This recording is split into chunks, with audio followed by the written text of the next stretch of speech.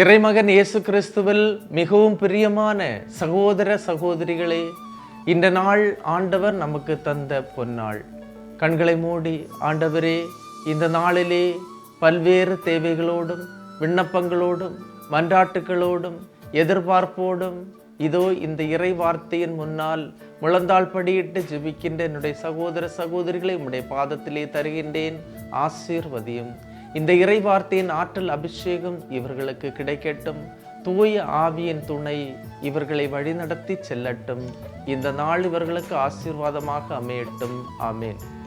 அன்புமிக்கவர்களே, இன்றைய நாளிலே நாம் தியானிப்பதற்காக எடுத்துக்கொண்ட இறை வார்த்தை தொடக்க நூல் 24ஆம் அதிகாரம் 4, 5, 7 இறை வார்த்தைகள்.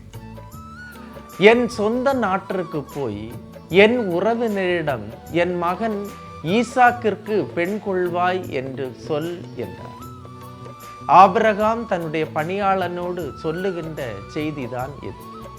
அதற்கு அந்த பணியாளன், ஒருவேளை பெண் என்னோடு இந்நாட்டிற்கு வர மறுத்துவிட்டால், அதற்கு ஆபிரகாம் அவரை நோக்கி, என் தந்தை வீட்டினின்றும் நான் பிறந்த நாட்டினின்றும் என்னை அழைத்து வந்து என்னோடு பேசி இந்த நாட்டை உன் வழிமரபினருக்கு தருவேன் என்று ஆணையிட்டு கூறிய அந்த விண்ணுலகின் கடவுளாகிய ஆண்டவரே உனக்கு முன் தம் தூதரை அனுப்பி வைப்பார்.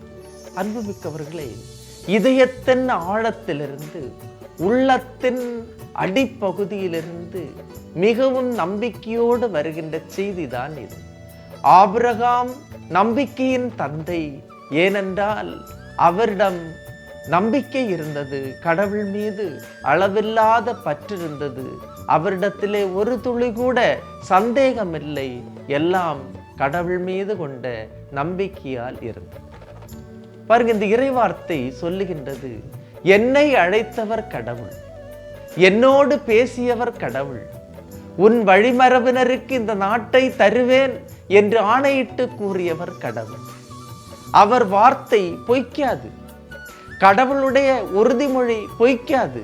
காரணம், நான் செல்வதற்கு முன்னால் தூதனை அனுப்பி வழியை செம்மைப்படுத்துபவர் கடவுள்.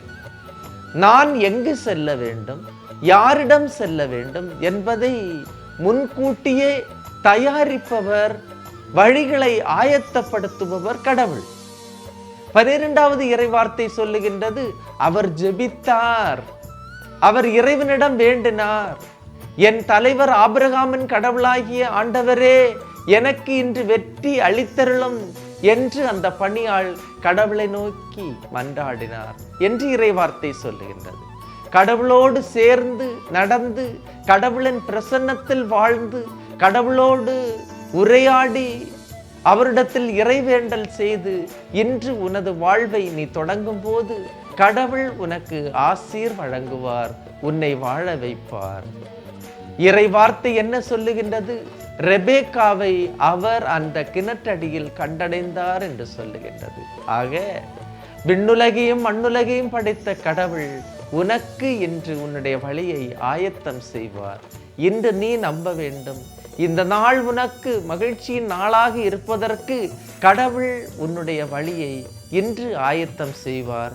நீ எங்கு செல்ல வேண்டும், எதை செய்ய வேண்டும், யாரை சந்திக்க வேண்டும், எப்படிப்பட்ட செயலை நீ செய்ய வேண்டும் என்பதை கடவுளே தன்னுடைய தூதர்களை உனக்கு முன்னால் அனுப்பி உன்னுடைய வழியை ஆயத்தம் செய்து உன்னை வழி நடத்துவார். அவருடைய வார்த்தை பொய்க்காது. எனவே இந்த நாளை அவருடைய பாதத்திலிருந்து தொடங்குவோமா? அவருடைய பாதத்தில் ஒப்பு கொடுத்து தொடங்குவோமா? ஆண்டவர் உங்களையும் உங்கள் குடும்பத்தையும் ஆசீர்வதிப்பார். எல்லாம் வல்ல இறைவன், தந்தை, மகன், தூய ஆவியார் உங்களையும் உங்கள் குடும்பத்தையும் நிறைவாய் ஆசீர்வதிப்பாராக. ஆமேன். இயேசுவுக்கே புகழ், இயேசுவுக்கே நன்றி. மரியே வாழ்க.